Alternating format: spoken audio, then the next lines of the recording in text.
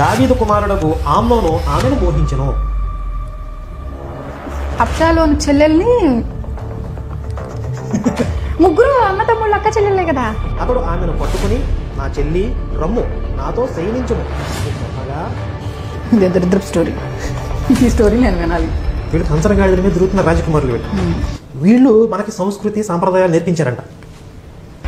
బట్టలు దించుకోకుండా ఏడవచ్చు కానీ ఎందుకు బట్టలు దించుకుంటున్నారు అసలు అర్థం కావట్లా. ఏంటి అసలు ఇది చండాలంగా ఉంది. నేను మారుతాను క్రిస్టియన్గా. అంతేనా? బైబిల్ దగ్గర దాకా ముందు వీలైతే మీ దేవుడు చక్కదనాన్ని చూసుకోండి. మీకు చేతనైతే ఆ బైబిల్ని మార్చన్న రాసుకోండి. చదవలేక చచ్చిపోతుంది. అంటే బైబిల్లో అలా రాసిందని అంటున్నారండి వాళ్ళు. అందుకే బైబిల్ పనికి మాలింది. ఏమన్నాను మళ్ళీ నేను? అమ్మో అలా అంటున్నారా? నేను నిరూపిస్తాను. మీకు చెప్పలేను కానీ ఈ బైబిల్ చూసి వాళ్ళు పోర్న్ వీడియోలు కూడా ఇలాగే వచ్చాయేమో అనిపిస్తుంది. పోర్న్ స్టార్ డైరెక్టర్ అయ్యారేమో అనిపిస్తుంది. నేను అవన్నీ ఏ రిఫరెన్స్ అనేది కూడా నేను చూపించగలుగుతాను. ఒక అబ్బాయితో ఎలా చేయాలి, నీ ఫలము నా జిహ్వకు మధురము, ఎలా చేయాలి, ఎలా కలుసుకోవాలి, ఎలా ఉంటుంది కదా ఐస్ క్రీమ్ నోట్లో అట్కే, అవన్నీ కూడా ఉన్నాయి బైబిల్లో.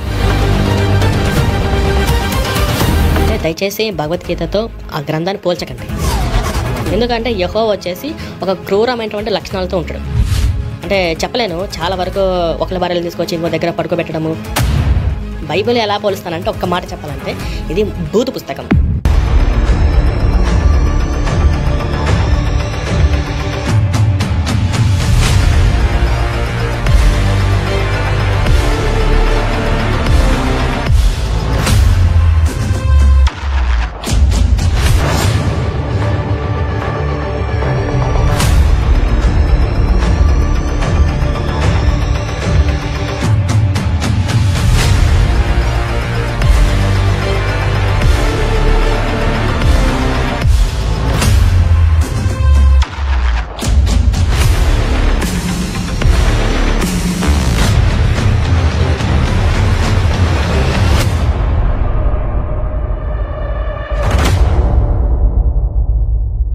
ముందుగా మన కన్నతైన దేవాదేవునికి, మన ప్రభువును లోకరక్షకుడు యేసుక్రీస్తు వారి నామములో స్తుతులు స్తోత్రాలు తండ్రికి చెల్లిస్తూ, మరి వెల్కమ్ టు ఏవైటీసీ ఛానల్.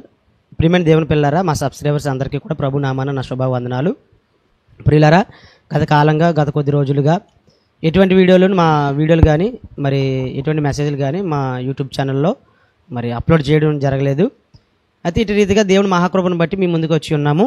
ఈరోజు స్పెషల్ డే, ఎందుకంటే మన మధ్యకు గొప్ప దైవజనులు రావడం జరిగి ఉన్నది. మరి ఎవెల్ స్టార్స్ యూట్యూబ్ ఛానల్ ద్వారా మరి తమ పరిచర్యను దేవునికి అందిస్తూ యవనస్తులను చాలామంది ప్రజలను దేవుని మాటల చేత బహుబలంగా వారిని దేవునిలో స్థిరపరుస్తూ బలపరుస్తూ మరి బహు ప్రాంతాలలో గొప్పగా వాడబడుతున్న దైవజనులు మరి వారు మా మధ్యకు రావడం మేము చాలా ఆనందంగా ఫీల్ అవుతున్నాం, చాలా సంతోషంగా ఫీల్ అవుతున్నాం. మరి జూమ్ చేస్తాడు తమ్ముడు అనిలు, ఒకసారి చూడు. బైబిల్ వాక్యాలు అని చెప్పి, ఇదిగోండి చూడండి, బైబిల్ వాక్యాలు అని చెప్పి మరి ముద్రించడం జరిగింది కరపత్రం. ఈ కరపత్రం నాకు మరి మా ఆత్మీయ సహోదరులు మధుబాబు గారు శ్రీకాకుళం పరిసర ప్రాంతాల్లో బహుబలంగా దేవుని పరిచర్యను మరి ప్రభు యొక్క జనన మరణ పునరుద్ధాలను ప్రకటించడంలో సువార్త కార్యక్రమాలు బహు విరివిగా మరి కష్టపడుతూ ఉన్నారు.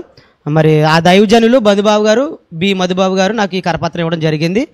బ్రదర్ గారు, ఇది చూడండి, మేము ఇలా సువార్త ప్రకటన చేస్తుండగా మా వెంబటే వస్తూ మమ్మల్ని ఆటంకపరుస్తూ సువార్తని ఇటువంటి కరపత్రికలు ఇచ్చి మమ్మల్ని బాధ పెడుతూ, అలానే స్త్రీలకు కూడా ఇచ్చి చదవండి అని చెప్పి వ్యంగ్యంగా మాట్లాడుతూ, బైబిల్ భూత పుస్తకం మీరు కూడా చదవలేరు అని చెప్పి హేళన చేస్తూ వ్యంగ్యంగా మాట్లాడుతూ ఉన్నారు. అయితే వీటికి ఎలాగైనా సరే చర్మగీతం పాడాలని చెప్పి మరి మా ఆత్మీయ సహోదరులు ఈరోజు మా మధ్యకి వచ్చి ఉన్నారు. బ్రదర్ గారితో ఈ విషయం పంచుకుంటూ ఎలాగైనా సరే ఈ లేట్ నైట్ ఎలాగైనా వీడియో చేసేద్దామని అనడంతో మరి స్టూడియోలోకి వచ్చి కూర్చున్నాం.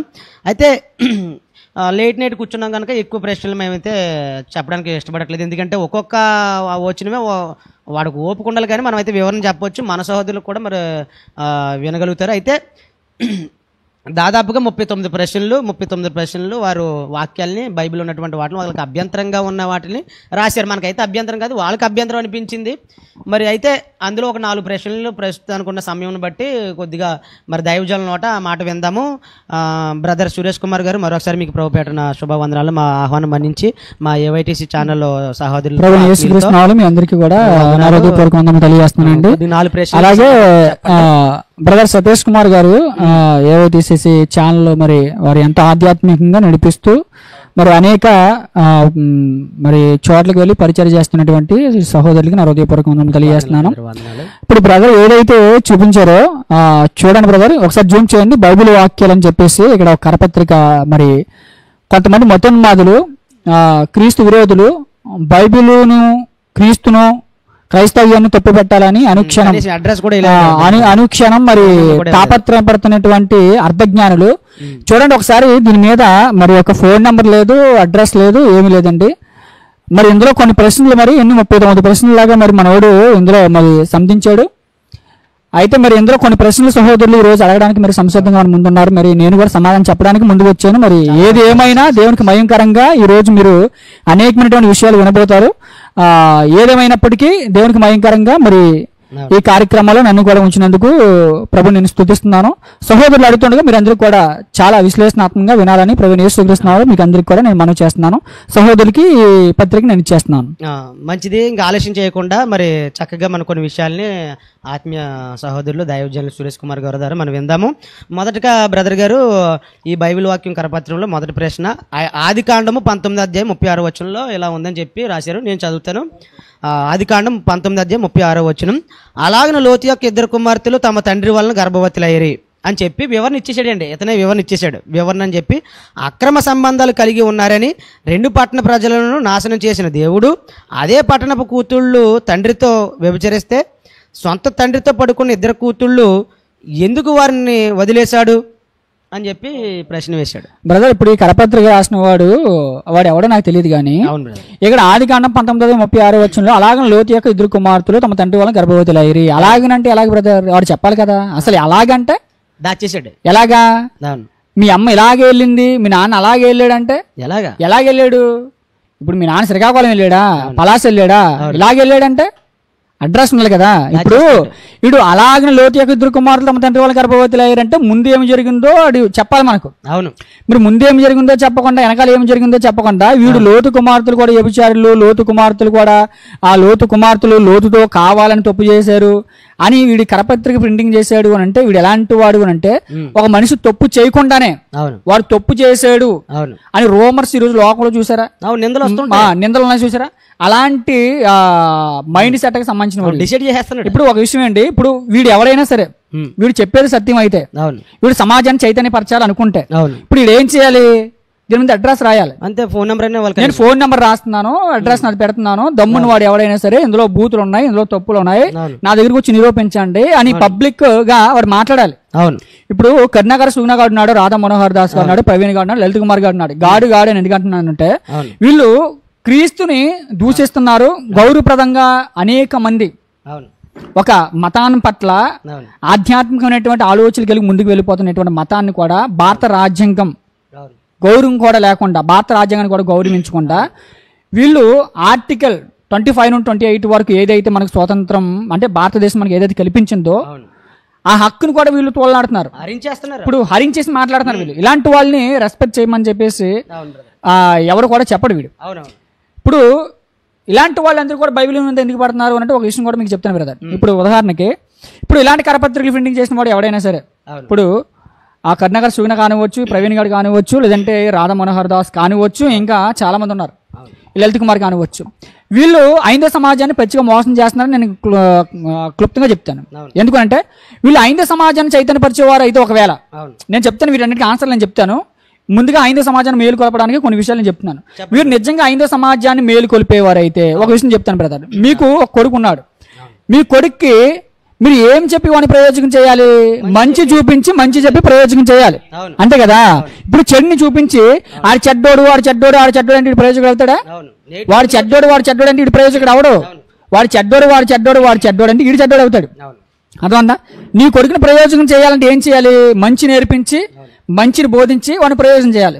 ఇప్పుడు ఐంద సమాజాన్ని ఒకవేళ వీళ్ళు రక్షిస్తే ఈ కరుణాకర్ సుగుణ కానివచ్చు, రాధా మనోహర్ దాస్ కానివచ్చు, ఈ ప్రవీణ్ గారు కానివచ్చు, లలిత్ కుమార్ కానివచ్చు, వీళ్ళు ఒకవేళ ఐంద సమాజాన్ని రక్షణ మార్గంలో లేదంటే ఆ సమాజాన్ని చైతన్యపరిచి ఒక మంచి మార్గంలో వాళ్ళు ఒకవేళ పంపిస్తే ఏ విధంగా పంపించాలి? వాళ్ళ యొక్క 5వ గ్రంథంలో ఏదైతే సత్యం అనేది ఉందో, వాళ్ళ యొక్క 5వ గ్రంథంలో ఏదైతే నీతి ఉందో, వాళ్ళ 5వ గ్రంథంలో ఏదైతే మంచి ఉందో ఆ మంచిని చెబుతూ 5వ సమాజాన్ని చైతన్యపరుస్తూ మంచి మాటలు నడిపించాలి.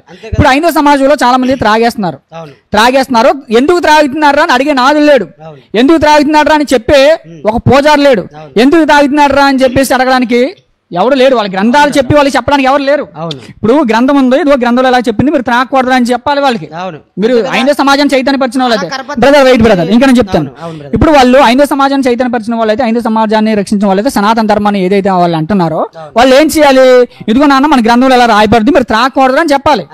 ఇదిగో నాన్న మన గ్రంథంలో ఆడవారి పట్ల మంచి భావాలు కలిగి ఉండమని చెప్పింది, ఆడవారిని తీసుకొచ్చి నగ్న దృశ్యములు నగ్న నాట్యాలు వేయించకూడదురా పండగల పేరట అని చెప్పాలి.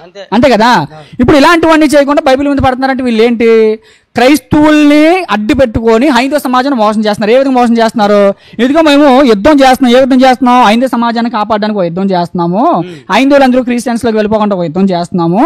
ఆ యుద్ధంలో మీరందరూ మాకు ఏం చేయండి, చందాలు ఇవ్వండి అని చెప్పేసి ఫోన్ పేలు, గూగుల్ పేలు, చెప్పండి పేటిఎంలో పెట్టుకుంటున్నారు. అర్థమవుతుందా? ఇది 5వ సమాజాన్ని ఒకరు కాపాడేవాడైతే ఏం చెప్పాలి? 5వ సమాజంలో ఏదైతే ఉందో ధర్మరక్షణ ఏదైతే ఉందో అది చెప్పాలి. అంతే కదా? అది చెప్పి వీడు రక్షించాలి. పోనీ వీడు ఏం చెప్తున్నాడు? ఇప్పుడు ఏం చెప్తున్నాడు వీడు? చూడండి, ఆదికాండం మీరు చెప్పిన వచ్చిన నేను చదువుతున్నాను. ఆదికాండం 19:36 వచ్చింది. ఏమంటున్నాడు? అలాగనే లోతు యొక్క ఇద్దరు కుమారులు తమ తండ్రి వలన గర్భవతులైరి. ఇప్పుడు లోతు కుమార్తెలు ఇక్కడ వ్యభిచారం చేశారని చెప్పేసి ఒక స్టేట్మెంట్ ఇస్తున్నాడు. లోతు కుమార్తెలు వ్యభిచారం చేశారు, తండ్రి కూతులతో పోవడం కానివచ్చు, కూతురు తండ్రులతో పోవడం కానివచ్చు, ఇది అన్యాయం అండి, నేరం అండి అంటున్నాడు. ఇప్పుడు దేవుడు చేయమని చెప్పాడు ఇక్కడ? లేదండి. ఇది కమాండింగ్ చెప్పలేదు బ్రదర్, ఇది ఇన్సిడెంట్. అర్థమవుతుందా? ఒక ఇన్సిడెంట్ దేవుడు చూపిస్తున్నాడు, చేయమని ఏం చెప్పలేదు కదా బైబిల్లో. చేయమని చెప్పాడా? లేదు. ఇప్పుడు ఆదికాండం నువ్వు 19వ అధ్యాయం మొదటి వచనం నుండి లాస్ట్ వచనం వరకు చదువు, చేయమని చెప్పాడా? ఆ సొదొమ గొమొర్రా పట్టణంలో జరిగినటువంటి విషయాన్ని ప్రస్తావిస్తున్నాడు దేవుడు. విషయాన్ని ప్రస్తావించి ఇలా జరిగింది అని చెప్తున్నాడు. ఎందుకు అలా జరిగిందని మనం ఆలోచన చేయగలిగితే ఇక్కడ లోతు కుమార్తెలు కూడా తప్పు చేయలేదు బ్రదర్. చాలా మంది ఏంటంటే బైబిల్ సరిగా చదవక, బైబిల్ సరిగా అర్థం కాక ఇలాంటి మొత్తం మాదిరి కూడా కొంత తప్పుగా అపార్థం చేసుకుంటున్నారు. ఒకసారి మనం చూడగలిగితే ఇప్పుడు ఆదికాండం 19:8 వచనంలో లోతు గారు ఒక స్టేట్మెంట్ ఇస్తారు. ఏమంటారు? లోతు కుమార్తెలు కన్యకులు, పురుషుని కూడా 2 కన్యకులు నాకు ఉన్నారు, మీకు ఇష్టమైతే వారిని మీకు ఎంబడికి రప్పిస్తాను, మీరు వారితో పండి అంటాడు. ఎవరు? లోతు ఏ ప్రాంతంలో అయితే నివాసం చేస్తున్నాడు, సొదొమ గొమొర్రా పట్టణంలో నివాసం చేస్తున్నాడు. ఆ సొదొమ గొమొర్రా పట్టణంలో నివాసం చేస్తున్నప్పుడు దేవదూతలు తన ఇంటికి తలదాచుకోవడానికి వచ్చారు. తన ఇంటికి తలదాచుకోవడానికి వస్తే తన ఇంట్లో ఉంచుకున్నాడు. అలా ఉంచుకున్నప్పుడు ఎవరు వచ్చారు? లోతు కుమార్తెలు ఉన్నారు, లోతు ఇంట్లో ఉన్నటువంటి ఆ దేవదూతలు ఉన్నారు. ఆ ఇంటికి ఎవరు వచ్చారంట? ఆ సొదొమ గొమొర్రా పట్టణస్థులందరూ వచ్చారంట. చిన్నపిల్లలు మొదలుకొని వృద్ధుల వరకు వచ్చారంట. ఏం అడుగుతున్నారంట? నేడు నీ ఇంటికి వచ్చిన వారిని మా ఎదుగు పంపిస్తే మేము కూడతాం అంటారు. ఎంత పాపంతో నిండిపోయింది ఒకసారి ఆలోచించాలి. అర్థమవుతుందా? ఎంత పాపంతో నిండిపోయింది ఆ రోజు ఆ ప్రాంతం. అంత పాపంతో నిండిపోయిన ఆ ప్రాంతంలో కూడా లోతు కుమార్తెలు ఎలా ఉన్నారంట? పురుషుని కూడా 2 కన్యకులు అంటే ఏ పాపం చేయని వారుగా ఉన్నారు. మంచి క్యారెక్టర్, గుడ్ క్యారెక్టర్. ఎంత మంచి క్యారెక్టర్ అంటే ఈ రోజుల్లో కూడా అంత మంచిగా లేరండి. అర్థమవుతుందా? ఈ రోజులో కూడా అంత మంచిగా లేరు. అంటే ఆ రోజు మూటి మీద మేసం రాలేనుడు మొదలుకొని కాటికి కాలు చాపేవాడు వాడు కూడా చెడిపోయారు. అమ్మాయి కావాలంటున్నారు. మరి అలాంటి కాలంలో ఎలా బ్రతికారు వీళ్ళు? నీతి మంతులుగా బ్రతికారు. మరి అప్పటికే మనం చూడగలిగితే 14 వచ్చుల్లో కూడా అప్పటికే ఎంగేజ్మెంట్లు అయిపోయి వాళ్ళకి. పోనీ ఎంగేజ్మెంట్లు అయిపోయి కాబట్టి ఇంకా ఏదో విధంగా మనం తిరిగిదాం అని చెప్పేసి శరీర కోరికలు నెరవేర్చుకోవడానికి పెళ్లి కావాల్సినటువంటి వాటితో తిరిగారా? లేదు కదా. ఇప్పుడు వాళ్ళు ఆలోచించగలిగితే ఎంత పరిశుద్ధులు, చాలా పరిస్థితులు. ఇప్పుడు వీడు ఏమని రాశాడు ఇక్కడ? అలాగున లోతు యొక్క 2 కుమార్తెలు తమ తండ్రి వాళ్ళని గర్భవతులయ్యారు అన్నాడు. అలాగనంటే ఎలాగనా? అసలు సిచ్యువేషన్ వీడికి తెలియాలి కదండి. ఇప్పుడు 31వ వచనం మనం చూడగలిగితే అలాగనా అన్నాడు కదా. ఈ 31వ వచనం ఒకసారి మనం చూద్దాం ప్రియులారా. చూడండి 19వ అధ్యాయము 31వ వచనం. ఆదికాండం 19వ అధ్యాయం 31వ వచనం ఒకసారి చూడండి. అట్లుండగా అక్క తన చెల్లెలతో, మన తండ్రి ముసలివాడు, సర్వలోక మర్యాద చొప్పున మనతో పోవుటకు లోకములో ఏ పురుషుడును లేడు. ఒకసారి ఆలోచన. ఇక్కడ 31వ వచనంలో అక్క తన చెల్లెలతో, అవును బ్రదర్, లోకమందు మనతో పోవుటకు ఏ పురుషుడును లేడు. ఎందుకు ఆ సంభాషణ అక్కడ జరుగుతుంది? ఎందుకు ఆ సంభాషణ జరుగుతుంది అంటే సొదొమ గొమొర్రా పట్టణం అంతా కళ్ళ ముందు నాశనం అయిపోయింది. సొదొమ గొమొర్రా పట్టణస్తులు అందరూ కూడా కళ్ళ ముందు చచ్చిపోయారు. వాళ్ళు బయటకు వెళ్లి ఇచ్చలవిడిగా తిరిగిన పిల్లలు కాదు. దేవుని యొక్క సుగుణాలతో దేవుడు ఏదైతే చెప్పాడో, లేదా తమ తండ్రి ఏదైతే చెప్పాడో అలాంటి మంచి లక్షణాలు కలిగి బ్రతికినటువంటి పిల్లలు, ఇంటి పొట్టిన పిల్లలు తప్ప ఇంటి అవతలకి వెళ్లి తిరిగే పిల్లల వాళ్ళు కాదు, వాళ్ళకి అదే ప్రపంచం. సొదొమ గొమొర్రా పట్టణమే ప్రపంచం అనుకుంటున్నారు వాళ్ళు. సొదొమ గొమొర్రా పట్టణం వాళ్ళ కళ్ళ ముందు నాశనం అయిపోవడం వలన వాళ్ళు ఏమనుకుంటున్నారు అంటే, అక్క చెల్లెలతో మాట్లాడుతుంది. ఏమని మాట్లాడుతుంది? అక్క తన చెల్లెలతో లోకమందు పోవుటకు లోక మర్యాద చెప్పడం మనతో ఏ పురుషుడును లేడు. లోక మర్యాద అంటే ఏంటి? ఒక అమ్మాయి ఒక అబ్బాయిని పెళ్లి చేసుకుంటే భర్త అవుతాడు, ఒక అబ్బాయి ఒక అమ్మాయిని చేసుకుంటే భార్య అవుతుంది. అది మర్యాద క్రమం. పెళ్లి చేసుకునే అమ్మాయి అబ్బాయితో పోవాలి, అబ్బాయి అమ్మాయితో పోవాలి. అలా లోక మర్యాద చెప్పడం మనతో పోవడానికి పురుషుడు ఎవరు లేడు. కనుక మన సంతానం కలిగి చేసుకుందాం. వాళ్ళు ఏమంటున్నారు అక్కడ? సంతానం గురించి ఆ పని చేద్దాం అన్నారు తప్ప లోక సంబంధమైనటువంటి శరీర ఆశల గురించి వాళ్ళు కాదు. ఒకవేళ శరీర ఆశలే వాళ్ళకు ఉన్నాయనుకోండి, ఫర్ ఎగ్జాంపుల్ శరీర ఆశలు ఉంటే వాళ్ళు ఎక్కడ చెడిపోవాలి? సొదొమ గొమొర్రా పట్టణంలోనే, సొదొమ గొమొర్రా పట్టణంలో నాశనం అయిపోవాలి. అంతే కదా? సొదొమ గొమొర్రా పట్టణంలోనే వాళ్ళ యొక్క శరీర సంబంధమైన కోరికలు తీర్చుకోవాలి, లేదా పెండ్లాడనే ఉన్నటువంటి అల్లులతోనే వాళ్ళు పోవాలి. అంతే కదా? ఇప్పుడు శరీర సంబంధమైన కోరికలు ఉన్నాయనుకోండి, వాళ్ళు ఎవరితో పోవాలి? సొదొమ గొమొర్రా పట్టణంలో ఉన్నప్పుడే ఆ పట్టణస్తులతో ఎవరితో పోవాలి. అలాంటి వ్యామోహం, అలాంటి భావోద్వేగం. అంతే కదా? కానీ ఇక్కడ ఏమంటున్నారు వాళ్ళు? లోకమంతా మనతో పోడికి ఏ పురుషుడు లేడు.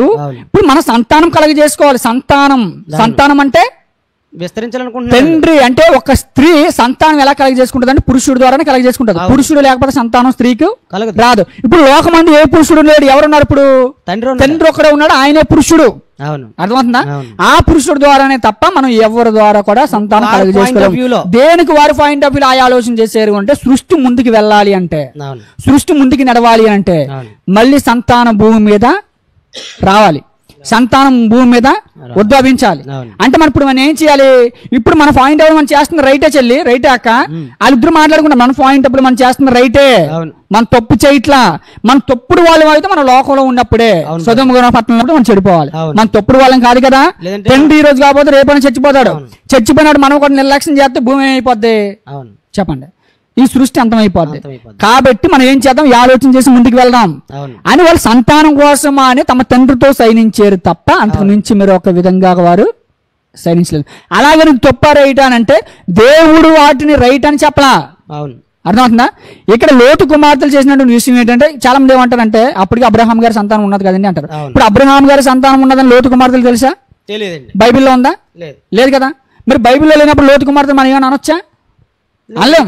ఒకవేళ బైబిల్లో లోతు కుమార్తెలు అబ్రహాం గారి సంతానం ఉన్నదని ఒకవేళ అనుకుంటే, అబ్రహాం గారి సంతానం కోసం వాళ్ళు వెయిట్ చేస్తారు, అక్కడికి వెళ్ళే ప్రయత్నాలు కూడా వాళ్ళు చేస్తారు. ఎందుకంటే వాళ్ళు భక్తి శ్రద్ధలతో కలిగిన వారు, భక్తి శ్రద్ధలు కలిగినటువంటి స్త్రీలు. వాళ్ళు ఎలా భక్తి శ్రద్ధలు కలిగిన స్త్రీలని మనం చెప్పగలుగుతున్నాం అంటే, వాళ్ళ గురించి లోతు ఇచ్చిన స్టేట్మెంట్, ఇన్ఫర్మేషన్ ఇచ్చాడు కదా.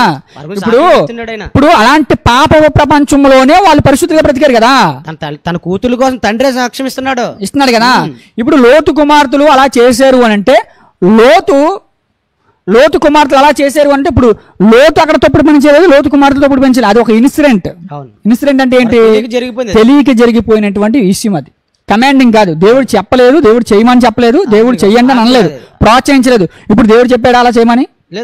అదొక ఇన్సిడెంట్. ఇప్పుడు లోకంలో చాలా విషయాలు జరుగుతున్నాయండి. ఇప్పుడు ఉదాహరణకి డాక్టర్ వెటర్నరీ ప్రియాంక రెడ్డి, ఆ విషయం మనకు తెలిసిందే. ఓకేనా? ఇప్పుడు అది ఇన్సిడెంటా కమాండింగా? ఇన్సిడెంట్. అది అలాంటిది నువ్వు చేస్తే ఏమవుతుంది? ఇప్పుడు కమాండ్ చేసింది ప్రభుత్వం, అలా చేస్తే మీరు కూడా శిక్షకు అర్హులు అవుతారు. వాళ్ళు ఎలా అయితే ఎన్కౌంటర్ చేస్తారు మిమ్మల్ని కూడా అలా ఎన్కౌంటర్ చేస్తారు అని చెప్పి. అందుకే మనకు లేఖన భాగంలో ఒక వాకింగ్ కనిపిస్తుంది. ఒకసారి చూడండి. అపోస్తలుడైన పౌలు గారు కొత్త నిబంధన గ్రంథంలో ఏమంటున్నారు ఒకసారి మనం చూడగలిగితే, కొరింథీయులకు రాసిన మొదటి పత్రిక 10వ అధ్యాయం 11వ వచనం. కొరింథీయులకు రాసిన మొదటి పత్రిక 10వ అధ్యాయం 11వ వచనం ఒకసారి చదవండి. ఈ సంగతులు దృష్టాంతం రూపకములుగా వారికి సంభవించి యుగాంతమందున్న మనకు బుద్ధి కలగడానికి రాయబడ్డాయి. ఈ సంగతులను దేనికి రాయబడ్డాయి? వీడికి బుద్ధి లేదండి. ఎందుకు బుద్ధి లేదు అంటున్నానంటే, ఈ సంగతులు మనకు బుద్ధి కలగడానికి రాయబడ్డాయి. ఇప్పుడు బుద్ధి కలగడానికి ఇలా రాయబడ్డాయి అని అంటారా? ఇప్పుడు లోతు కుమార్తెలు ఎప్పుడు వచ్చి సైనించారో, ఎప్పుడు లేచిపోయారు లోతుకి తెలియదు. ఎందుకంటే మద్యం పట్టించకపోతే ఏ తండ్రి కూతుర్ని తన పక్కలోకి రానివ్వడు. అవును కదా. ఏ తండ్రి కూడా తన కూతుర్ని పక్కనకు వచ్చి సైనించడానికి ఒప్పుకోడు. ఇప్పుడు ఏం పట్టించారు అక్కడ? మద్యం పట్టించారు. మద్యం మైకులు ఏం చేశాడు? తనకే తెలియకుండా చేశాడు. ఎప్పుడు లేచినో ఎప్పుడు లేచిపోయినో లోతు కూడా తెలియదు అని స్టేట్మెంట్ ఉంది. అంటే లోతు ప్రమేయం లేకుండా జరిగిన లోతు నీతిమంతుడే. అలాగని కుమార్తెలు తప్పుడు వారంటే కాదు, వాళ్ళకున్న సిచ్యువేషన్ బట్టి అలా చేశారు. అంటే ఇది పొరపాటు అవుతుంది తప్ప ఇంటెన్షనల్ గా చేసింది కాదు. అలాంటి భావోద్వేగాలు కలిగిన వారు కదా వాళ్ళు. పొరపాటుగా జరిగింది. సర్దిద్దుకోవడానికి అవకాశం ఉంది. బైబిల్ మనకు మాట ఉంది. యవనస్తులు తప్పగా తొట్టెళ్ళారు. ఇప్పుడు వీళ్ళు తొట్టెళ్ళారు. ఎలా తొట్టెళ్ళారు? పొరపాటున తొట్టెళ్ళారు. ఇది తప్పేం కాదు కదా, పొరపాటును తొట్టలేరు తప్ప ఇలా పొరపాట్లు మనం చేయకూడదని దేవుడు రాయించాడు. అవునంతే. ఇలాంటి పొరపాట్లు మీరు చేయకండి, ఇలాంటి పొరపాట్లు మీరు చేయకండి రాయించాడు తప్ప ఇలాంటి చేయమని కాదు. అర్థమవుతుందా? ఇప్పుడు మద్యం గురించి మనకు సామెతల గ్రంథం 23వ అధ్యాయం 29వ వచనం గురించి మనకు ఉంటది. ఏమని ఉంటది బైబిల్ గ్రంథంలో? మద్యం సేవించిన వాడు తెలియక మంద దృష్టితో అనేకమైనటువంటి నీచ కార్యక్రమాలు చేస్తాడని రాయబడింది. అర్థమవుతుందా? ఇక్కడ కూడా మంద దృష్టి సామెతల గ్రంథం 23వ అధ్యాయం చూద్దాం ఒకసారి 29వ వచనం ఒకసారి చూడండి. సామెతల గ్రంథము 23వ అధ్యాయం 29వ వచనం 23వ అధ్యాయం 29వ వచనం చూద్దాం. సామెతల గ్రంథం 23వ అధ్యాయం 29వ వచనం ఇలా ఉంది. ఒకసారి చూడండి. ఎవరికి శ్రమ, ఎవరికి దుఃఖము, ఎవరికి జగడములు, ఎవరికి చింత, ఎవరికి హేతువు లేని గాయములు. ఎవరికి హేతువు లేని గాయములు అన్నాడు కదా. అవును. అసలు ఎవరి గురించి మాట్లాడుతున్నాడు? ఎవరికి హేతువు లేని గాయములు అంటే కారణం లేకుండా ఎవరికి దెబ్బలు తగిలితే, ఎవడు కొట్టకుండా కారణం లేకుండా ఎవరికి దెబ్బలు తగిలితే వీడు ఫుల్ గా 2 బాటిల్ వేస్తాడు. ఆడు రోడ్డు మీద నడుపుతున్నాడో తెలియదు, గోతులో నడుపుతున్నాడో తెలియదు, బండి రోడ్డు మీద నడుపుతున్నాడో తెలియదు, ఆ బయట నడుపుతున్నాడో తెలియదు, ఎలా తోలుతున్నాడో తెలియదు. వీడి గాయం ఎలా తగిలేదంటే ఏమని చెప్తారు? ఫుల్ గా త్రాగాడు, దృష్టి మందగించింది, వాడు రోడ్డు మీద నడుపుతున్నాడో తెలియదు, మద్యం మత్తులో ఎలా నడుపుతున్నాడు వాడు తెలియదు కనుక గాయములు తగిలాయి. అదేనా స్టేట్మెంట్? ఇప్పుడు దేవుడు ఏం చెప్తున్నాడు? ఎవరికి చింత, ఎవరికి జగడములు, ఎవరికి మంద దృష్టి, ఎవరికి హేతువులేని గాయములు. ఎవరికి అన్నాడు కింద వచనంలో? ద్రాక్ష రసం ప్రొద్దుపుచ్చే వారికి కదా. ఏ ద్రాక్ష రసం? గ్రేప్ జ్యూస్ కాదు, వైన్. ఎలా వైన్?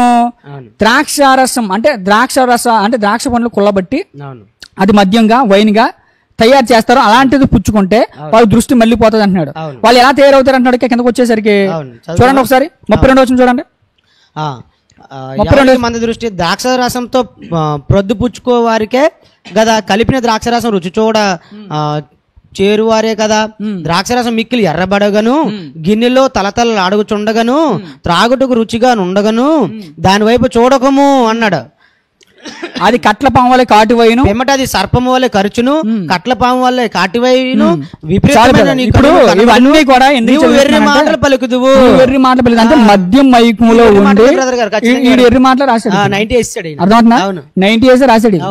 ఇప్పుడు ఒక విషయం అండి, ఇప్పుడు వెర్రి మాటలు ఎలా పలుకుతారు? మద్యం మత్తులో ఉండి ఎర్రి మాటలు పలుకుతారు. అంటే వాడు జోబులో చిల్లుగా ఉండదు కానీ ₹1,00,000 ఇచ్చేస్తానంటాడు. అవును. అర్థమవుతుందా? వాడు తినడానికి మెతుకులు ఉండవు కానీ కోటేశ్వరుడిలా మాట్లాడతాడు. అర్థమవుతుందా? అలాంటి పరిణామాలు ఎన్నో మనం చూసాం. ఇప్పుడు ఇక్కడ ఈ విషయాన్ని ఎందుకు దేవుడు రాయించాడంటే, ఒకటి మద్యం మీరు సేవించుకోవడం, మద్యానికి దూరంగా ఉండాలి. అవును.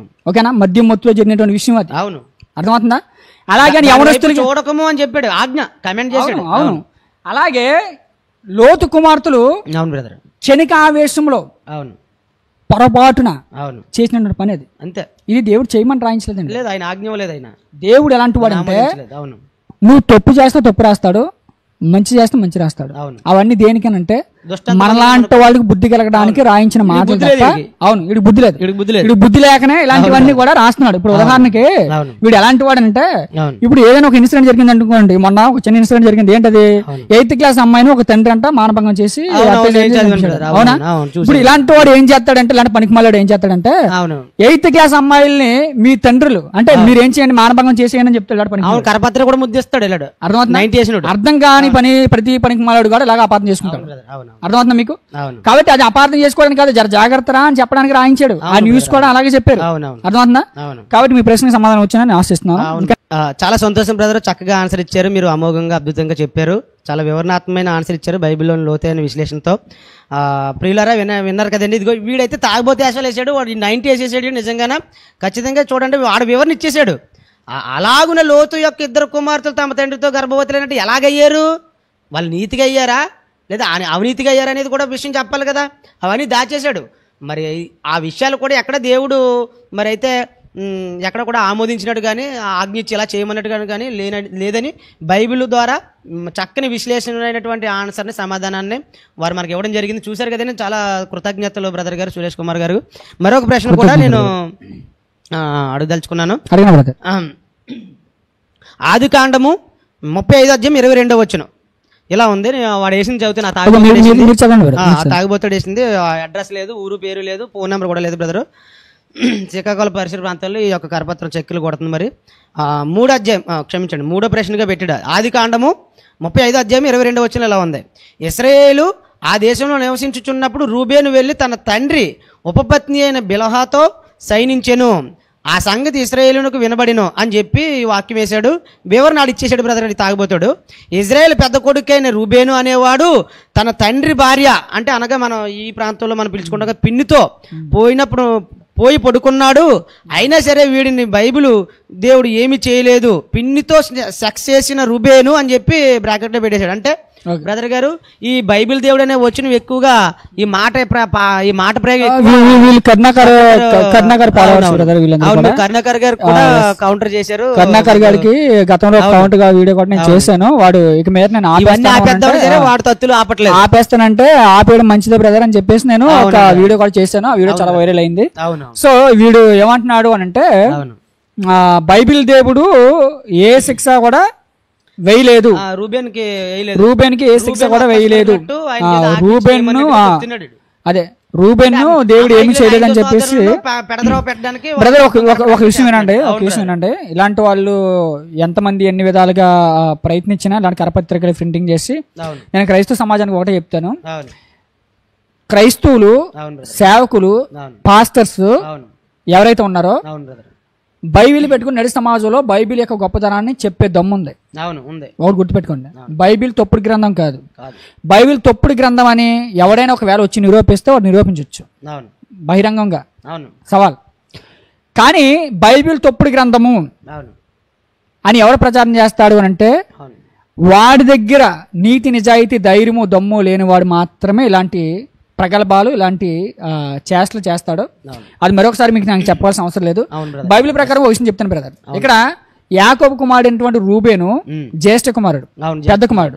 బైబిల్ గ్రంథం అంతట్లో జ్యేష్ఠ కుమారులకి జ్యేష్ఠత్వ హక్కుతో పాటు జ్యేష్ఠపు ఆశీర్వాదాలు కూడా వాళ్ళు వస్తాయి. తండ్రి దీవులు అనేవి వంశపారపరంగా వారసత్వంగా వస్తాయి. ఇక్కడ రూబేను చేసినటువంటి తప్పుకి దేవుడు వదిలేలా. దేవుడు పెద్ద శిక్ష వేసాడు. దేవుడు ఎలాంటి శిక్ష వేసాడు? రూబేనుకు వంశపారపరంగా వచ్చినటువంటి దీవుళ్ళు ఇవ్వలేదు. వీడికి తెలియదు, తాగిపోతాడు కదా, ఈ పనికి మళ్ళీ వాడికి తెలియదు.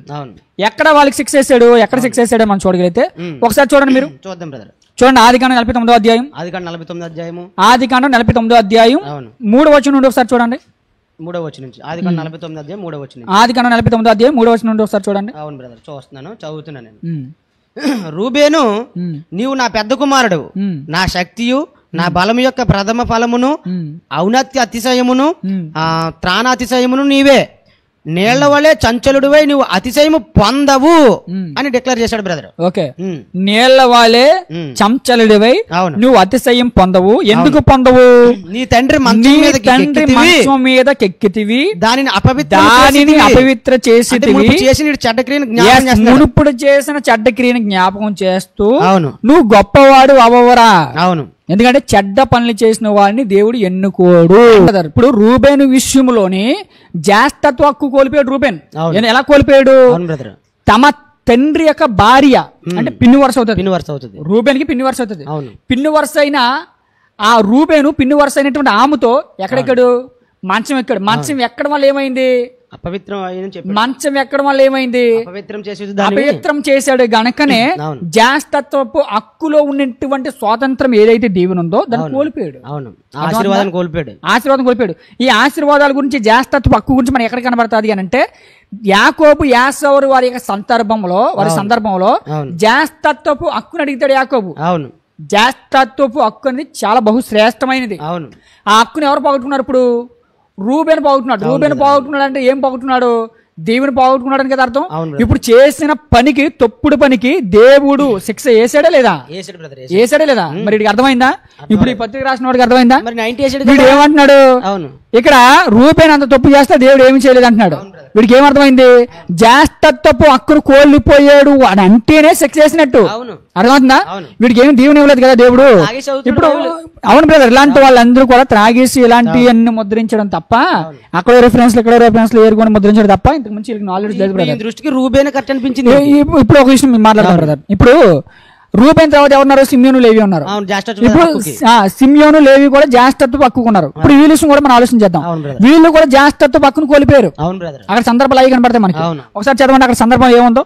సిమియోను, లేవిని కూడా ఏ విధంగా సేపిస్తున్నాడో ఒకసారి మనం ఆలోచన చేయగలిగితే యాకోబు గారు 5వ వచనం. 5వ వచనం ఒకసారి చూడండి. ఆదికాండం 49వ అధ్యాయం 5వ వచనం నుంచి. 5వ వచనం. సిమియోను, లేవి అని వారు సహోదరులు వారి యొక్క ఖడ్గములు బలాత్కారపు ఆయుధములు, నా ప్రాణమా వారి ఆలోచనల్లో చేరవద్దు, నా ఘనమా వారి సంఘముతో కలుసుకొనవద్దు, వారు కోపము వచ్చి మనుషులను చంపిరి, తమ స్వేచ్ఛ చేత ఎద్దుల గుదికాలు నరములను తెగగొట్టిరి, వారి కోపమును వేండ్రమైనది, వారి ఉగ్రతయు కఠినమైనది, అవి శపింపబడును, యాకోబులో వారిని విభజించెదను, ఇశ్రాయేలులో వారిని చెదరగొట్టెదను, యోధా నీ సహోదరులు నిన్ను స్తుతించెదరు. అంటే వీళ్ళ యోధా నీ సహోదరులు దీవించి అంటే ముగ్గురు పోయిన తర్వాత 4వ వాడు యోధావు నీ సహోదరులు ఏమన్నాడు? యోధాన్ని దీవిస్తున్నాడు. యోధా నీ సహోదరులు నిన్ను స్తుతించుదురు అంటే జ్యేష్ఠత్వపు హక్కుని ఎవరు కోల్పోయారు?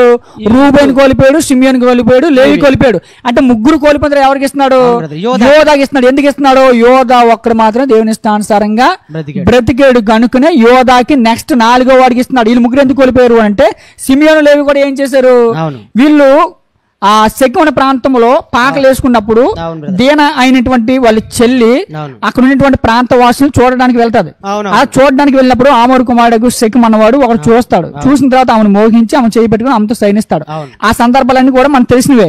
ఆ సందర్భాలు వీళ్ళు దృష్టిలో పెట్టుకొని వేసే ఎల్ల మా చెల్లి వేసే ఎడలు జరిగించినట్టు మా చెల్లి ఎడల వాడు జరిగించి వచ్చిన అని ఒక కుయుక్తితో మీరు సున్నత పొందుకుంటే మా చెల్లి మీకు ఇస్తామని ఒక కండిషన్ పెడతారు. ఆ కండిషన్ వారు ఒప్పుకుంటారు.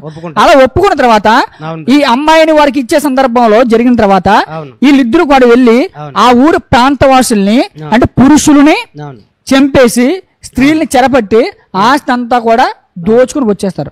అప్పుడు యాకోబు గారు అంటారు ఆదికాండం 34వ అధ్యాయం 25వ వచనంలో సందర్భం అంతా మనకు కనిపిస్తుంది. అంటే మీరు ఖడ్గముల చేత ఏం చేశారు? మనుషులు చెప్పేశారు. 4వ వచనంలో అయ్యే కదా. ఇప్పుడు ఆదికాండం 49వ అధ్యాయం 5వ వచనం అయ్యే కదా. మీ కోపం చేత ఏం చేశారు? మనుషులు చెప్పేశారు. నా ప్రాణమా నా ఘనమా ఎప్పుడు కూడా వీరితో మీరు చేరవద్దు అంటే జ్యేష్ఠత్వ హక్కుని ఎంతమంది కోల్పోయారు? ముగ్గురు కోల్పోయారు. ఎలా కోల్పోయారు? దేవునికి ఇష్టానుసారంగా బ్రతకకపోతే జ్యేష్ఠత్వ హక్కుని కోల్పోయారు. వీళ్ళు సక్సెస్ లేదా? మరి పనికి మాలిన వాడికి అర్థమైందా? అర్థమవుతుందా? కాబట్టి ఎలాంటి పనికి మాలిన వారు బైబిల్ అర్థం కాక బైబిల్ ఏదో తప్పుడు కోణంలో చూపించాలని తప్పుగా బైబిల్ ని ప్రజలు చూపించాలని ఆలోచిస్తున్నారు. కానీ ఇలాంటి వారు ఎంతమంది వచ్చినా ఇలాంటి వాళ్ళకి సమాధానం చెప్పడానికి మేము ఎవరి రెడీ బ్రదర్. ఎందుకంటే ఇలాంటి వారికి బైబిల్ అర్థం కాలేదు కనుక అర్థవంతంగా చెప్పడానికి దేవుని యొక్క బిడ్డలు మేము ఉన్నాం. అర్థమవుతుందా? కాబట్టి ఇలాంటి వారికి ఇలాంటి వాక్యాలు అంటే అర్థం కాకుండా దేవుడి యొక్క పరిశుద్ధ వాక్యాలు రాసి వాళ్ళకి అనుకూలంగా మలుచుకునేటువంటి ఇలాంటి వారికి కూడా మేము ఎప్పుడు భయపడం. మీ ప్రశ్నకి నా యొక్క సమాధానం వచ్చిందని నేను భావిస్తున్నాను. అవును, చాలా సంతోషం. చాలా విశ్లేషణాత్మకంగా లోతైన విశ్లేషణతో చెప్పారు. నిజంగా చాలా సంతోషం బ్రదర్ గారు, చాలా సంతోషం. మా వీక్షకులకు, మా ఆత్మీయులకు, మా సబ్స్క్రైబర్లకు చక్కటి వివరణ ఇచ్చారు. ఎంత లోతైన వివరణ. ఎందుకు జ్యేష్ఠత్వ హక్కును కోల్పోయాడు అనే సంగతిని వీడు తాగుబోతాడు దాచేసాడు. ముగ్గురు కోల్పోతే 4వ పొందుకున్న విషయాన్ని కూడా వీడు చెప్పలేదు. మీకు విషయం చెప్పమంటారా? ఇప్పుడు ఇలాంటి వాళ్ళందరూ కూడా ఇలాంటివన్నీ ఎందుకు చేస్తారు అని అంటే హైందవ సమాజం దగ్గర బెగ్గర్స్ గా దండుకోవడానికి. ఎందుకంటే హైందవ సమాజాన్ని ఇదిగో బైబిల్లో తప్పులు ఉన్నాయి, బైబిల్లో బూతులు ఉన్నాయి, మీరు బైబిల్ని నమ్మకండి, బైబిల్ని మీరు అనుసరించకండి అని మేము సమాజాన్ని మేలుకొలుపుతున్నాం కాబట్టి మీరు మాకు హెల్ప్ చేయండి, మమ్మల్ని మీరు పోషించండి అని ఫోన్ పేలు గూగుల్ పేలు పెట్టుకుని ఈ బెగ్గర్స్ ఎవరైతే ఉన్నారో ఆన్లైన్ బెగ్గర్స్, ఈ కర్ణాకర్ సుగుణ గారు కానివచ్చు, ఈ రాధా మనోహర్ దాస్ గారు కానివచ్చు, ఈ పంది ప్రవీణ్ గారు కానివచ్చు. ఈ పంది ప్రవీణ్ గారికి జానపాలన్న మొన్న మళ్ళీ ఆ కాలం మధ్యలో ఆ మధ్య కాలంలో చక్కటి విశ్లేషణాత్మకమైన విషయాలు చెప్పాడు ఆ కర్ణాకర్ సుగుణ గారికి కూడా. కానీ వీళ్ళు ఎంత చెప్పినా వింటారు బ్రదర్. అవును బ్రదర్. కానీ ఇలాంటి వారిని పట్టించుకోవడం కూడా మనకు టైం వేస్ట్ అనేది నా యొక్క భావన. అవును బ్రదర్. ఇంకా నెక్స్ట్ ఏమైనా ప్రశ్నలు ఉంటే అడగండి తదుపరి కార్యక్రమం. తప్పకుండా. చాలా సంతోషం బ్రదర్. మంచి లోతైన విశ్లేషణతో మాకు సమాధానం చెప్పినందుకు మా యొక్క ఏవైటీసీ యూట్యూబ్ ఛానల్ తరపున మీకు కృతజ్ఞతలు. మరొక 2 ప్రశ్నలు ఉన్నాయి, అవి చూసుకుని మనం ముగించుకుందాం. అలాగనే మరి 2వ సమూయేలు గ్రంథము 13వ అధ్యాయము 11-14 వచనాలు కూడా ఇతను ముద్రించడం జరిగింది, తాగుబోతాడు. 2వ సమూయేలు 13వ అధ్యాయము 11-14 వచనాలు. 2వ సమూయేలు గ్రంథం 13వ అధ్యాయము 11-14 వచనాలు ఎలా ఉందని చెప్పి ఇతను ముద్రించాడు, మద్యం సేవించి. మరి అయితే మనం చదువుదాం. అయితే అతడు భుజింపవలనని ఆమె వాటిని తీసుకుని వచ్చినప్పుడు అతడు ఆమెను పట్టుకుని నా చెల్లి రమ్ము నాతో సైనించుము అని చెప్పగా అతడు నన్ను నీకు ఇయ్యకపోవుడు అని చెప్పినను అతడు ఆమె మాట వినక ఆమెను బలవంతము చేసి అవమానపరిచి ఆమెతో సైనించెను అని చెప్పి వచనం వేసాడు బ్రదరు. వచనం 2 వచనాలు రాశాడు, మాత్రం మాట రాసేసాడు. అక్కడ 2 వచనాల్లో అలా లేదు, ఆ వివరణ కూడా ఇచ్చేశాడు. సొంత చెల్లిని రేపు చేసిన అన్నయ్య అని పెట్టి బ్రాకెట్లో అన్నయ్యకు బైబిల్ దేవుడు ఎటువంటి శిక్ష వేయలేదు అని చెప్పి డిక్లేర్ చేసేసాడు బ్రదర్. తాగుబోతాడు అన్నయ్యకు బైబిల్ దేవుడు ఎటువంటి శిక్ష వేయలేదు అని చెప్పేసి. ఓకే, మీరు మా ప్రేక్షకులకి మా ఆత్మీయులకు అక్కడ వివరణ ఇస్తే వీడికి గొడ్డలు పెట్టి కావాలి, వీడికి కూడా. 2 సమయాలు 13వ అధ్యాయం 11-14 వచనాలు వీడు రాశాడు. అవును. అయితే అతడు భుజింపవల్లని ఆమె వాటిని తీసుకుని వచ్చినప్పుడు అతడు ఆమెను పట్టుకొని నా చెల్లి రమ్ము నాతో సైనించము అని చెప్పగా అతడు నన్ను నీకు ఇక పోడు అని చెప్పినను అతడు ఆమె మాట వెనక ఆమెను బలవంతం చేసి అవమానపరిచి ఆమెతో సైనించింది. ఇక్కడ విషయం ఏంటంటే బ్రదర్, ఇక్కడ చెల్లి మొత్తుకుంటది. చెల్లి ఏమని మొత్తుకుంటది అంటే, నాయన ఇశ్రాయేలు ప్రజలలో ఇది అవమానకరమైనటువంటి ఆలోచన కార్యము, నువ్వు ఇలాంటివి చేయకూడదు. ఈ చెల్లి ఎవరంటే అబ్షాలోము చెల్లి తామారు. అబ్షాలోము చెల్లి తామారు. ఎందుకంటే దావీదు గారికి చాలా మంది భార్యలు ఉంటారు. సో ఇతడు జ్యేష్ఠ కుమారుడు. అమ్నోను అన్నవాడు దావీదుకు జ్యేష్ఠ కుమారుడు. ఈ దావీదు గారికి అబ్షాలోము అండ్ తామారు ఇద్దరు కూడా ఉంటారు. సో వరుసగా చెల్లి అవుతుంది. అంటే ఇద్దరు ఒక తల్లికి పుట్టిన వారు కాదు, కానీ ఒక తండ్రికి పుట్టినవారే. ఒక తల్లికి పుట్టినవారు, తల్లి వేరే వీళ్ళకి, తండ్రి ఒకడే దావీదు గారు. సో వీడికి వరుసగా చెల్లి అవుతుంది, చెల్లె ఇంకా. కానీ వీడు ఏం చేస్తాడు అంటే, వీడికి ఒక ఫ్రెండ్ ఉంటాడు. వాడు ఎంత పనికిమాలి వాడు అంటే ఆ ఫ్రెండ్ కి చెప్తాడు, అమ్నోన్ అనేటువంటి ఫ్రెండ్ కి చెప్తాడు. చెప్తే వాడేమంటాడంటే, కుయుక్తిగా నువ్వు ప్రదర్శించరా, నీకు జబ్బు వచ్చిందని, రోగం వచ్చిందని చెప్పరా, అలా నటిస్తే నీ తండ్రి తన ఇంటికి వర్తమానం పంపిస్తాడు. అలా వర్తమానం పంపిస్తే ఆమె నీ కోసం కొన్ని వంటకములు తీసుకుని వస్తుంది. అలా వంటకములు తీసుకుని వచ్చిన తర్వాత ఆ వంటకములు వడ్డించడానికి నేను గదిలోని వెళ్ళిపో, గదిలోని తీసుకొచ్చిన తర్వాత నువ్వు కోరిక తీర్చమని అడుగు అని ఒక ప్లానింగ్ ఇస్తాడు. ఇక్కడ విషయం ఏంటంటే, ఇలాంటి పనికిమాలిన వారు కూడా ఫ్రెండ్స్ గా ఈరోజు సమాజంలో ఉన్నారు. ఇక్కడ ఈ విషయం అంతా నేను ఎందుకు చెప్తున్నాను అంటే, ఎక్కడ బైబిల్ దేవుడు చేయమని చెప్పలా, ఇది కూడా అదే చెప్తున్నాను. బైబిల్ దేవుడు చెల్లిని అన్నితో పొమ్మని కానివచ్చు, అన్నిని చెల్లితో పొమ్మని కానివచ్చు చెప్పలా. ఇప్పుడు వీడు ఏమంటున్నాడు అని అంటే, ఇలాగ చేసిన వీడిని బైబిల్ దేవుడు ఏమైనా చేశాడా అని అంటున్నాడు. అంతే కదా, బైబిల్ దేవుడు ఏం చేశాడు ఒకసారి మీరు చూడండి. బైబిల్ గ్రంథంలో ఈ అమ్నోను అన్నవాడిని బైబిల్ దేవుడు ఏం చేశాడు ఒకసారి చూడండి. బైబిల్ గ్రంథంలో మీరు 2 సమూయేలు గ్రంథము 13వ అధ్యాయము 2 సమూయేలు గ్రంథం 13వ అధ్యాయం 32వ వచనం ఒకసారి చూడండి. 32వ వచనం చూడండి. 2 సమూయేలు గ్రంథం 13వ అధ్యాయము 32వ వచనం. దావీదు సహోదరుడైన సిమియోనుకు పుట్టిన యెహోనా దావీదు సహోదరుడైన సిమియోనుకు పుట్టిన యెహోనాదాబు దీనిని చూచి రాజకుమారులైన యవనులందరినీ వారు చంపేరని నా ఏళ్ళు వాడకు నీవు తలంచవద్దు, అమ్నోను మాత్రమే మరణమాయను. అమ్నోను చచ్చాడా లేదా? అక్కడ చనిపోయాడు. ఎలా చచ్చాడు? ఇక్కడ అమ్నోను ఎలా చచ్చాడు అని అంటే, తామార్ని పాడు చేసినందుకు అబ్షాలోము కత్తికి కండగా నరికి పడేశాడు. శిక్ష వచ్చిందా లేదా? శిక్ష వచ్చిందా లేదా? దేవుడు ఒకవేళ యాక్సెప్ట్ చేస్తే అది అమ్నోను చావకూడదు. దేవుడు వాడు చేసిన నీచమైన కార్యక్రమానికి వాడికి మరణం రావాలనే ఉద్దేశంతోనే దేవుడు వదిలేశాడు. అందుకే ఏం చేశాడు చెప్పండి? అబ్షాలోము చంపేశాడా లేదా? కత్తి కనుక చంపేశాడా లేదా? ఇప్పుడు వాడికి శిక్ష వచ్చింది లేదా? దేవుడు ఏదైనా ఒక మనిషి చేశాడు అనుకోండి, పాత మన గ్రంథంలో ఖచ్చితంగా వాడు శిక్ష అమలు చేశాడు. క్రొత్త మన గ్రంథంలో ఆయన కృప ఇంకా నిలిచి ఉంది కనుక ఇలాంటి పనికి మాలి వారందరూ కూడా రాస్తున్నారు కనుక ఇక్కడ బ్రతుకుంటున్నారు. ఒకవేళ దేవుడు ఖచ్చితంగా ఆయన ఉగ్రుడు అవుతే పాత నిబంధన గ్రంథం కాలంలో ఒకవేళ ఉంటే వెంటనే శిక్ష వచ్చేది. అర్థమవుతుందా? ఇప్పుడు ఆయన కృపామయుడు కనుకనే ఆయన కృప ఇంకా ఉంది. అందుకే ఇలాంటి వారి గురించి కూడా మనం ఇంకా ప్రార్థన చేస్తున్నాం. దేవుడు శత్రువులు కూడా ప్రేమించమన్నాడు కనుక ఇలాంటి వారి గురించి కూడా మనం ప్రార్థన చేస్తున్నాం మారాలని. అర్థమవుతుందా? ఇప్పుడు మీ ప్రశ్న సమాధానం వచ్చిందా లేదా? అమ్నోను చచ్చాడా లేదా? చచ్చాడు. ఇప్పుడు ఈడేమన్నాడు? అమ్నోను ఏమీ చేయలేదని రాశాడు లేదా? అమ్నోను ఏమీ చేయలేదు అని రాశాడు. ఒకసారి చదవడం వెళ్ళేది సమూయేలు 2వ గ్రంథం 13వ అధ్యాయము 14 వచనాలు వేసేసి ఈడు వివరణ ఇచ్చాడు. సొంత చెల్లిని రేపు చేసిన అన్నయ్యకు బైబిల్ దేవుడు ఎటువంటి శిక్ష వేయలేదు. ఎటువంటి శిక్ష వేయలేదా? ఇక్కడ చంపేసే ఉన్నాడు కదా. అవును, చచ్చాడు కదా. ఇక్కడ చచ్చాడే లేదా? చనిపోయాడు. చచ్చిన తర్వాత ఏమంటున్నాడు అక్కడ కిందనే? అవును. కింద ఏ విషయం ప్రస్తావించి అంటున్నాడు చూడండి, 32 వచ్చిన ఏమంటున్నాడు చూడండి కిందనే. చచ్చిపోయిన తర్వాత ఏమంటున్నాడు ఒకసారి చూడండి. మాత్రమే మరణమాయను యాలయనగా అతడు అబ్షాలోము సహోదరి అయిన తామారును బలవంతము చేసిన నాటి నుండి అబ్షాలోము అతను చంపవాలని తాత్పర్యంతో ఉండినని అతను నోటి మాటలను బట్టి నిశ్చయించుకొని వచ్చును. అవును. దేని బట్టి చంపాడంట? కారణం తామారుని చెరిపినాడు గనకనే చంపాడు. తామారు చెరిపినందుకు శిక్ష వచ్చింది లేదా? వచ్చింది. మరి ఏమంటున్నాడు? తామారుని చెరిపేసినా సరే ఏమి చేయలేదు అంటున్నాడు. తామారుని చెరిపినందుకే అమ్నోడిని చంపాడంట. ఇప్పుడు తామారుని చెరిపినందుకే అమ్నోడికి శిక్ష వచ్చింది లేదా? వచ్చింది.